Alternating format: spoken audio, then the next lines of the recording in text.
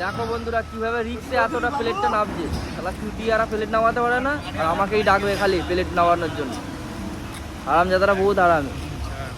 জল খাবো চল। এত ওয়াগেন করতে ভালো লাগে কারণ এই খাবা চোদা চাই। হ্যাঁ যাবো তো, ওই মালটা নামুক তারপর আবার টুকটা এনে খেতে হবে। ঠিক আছে তোমরা দেখতে থাকো, পরেরটা আবার দেখাচ্ছি একটু পরে। দাঁড়াও মালটা নেমে নি।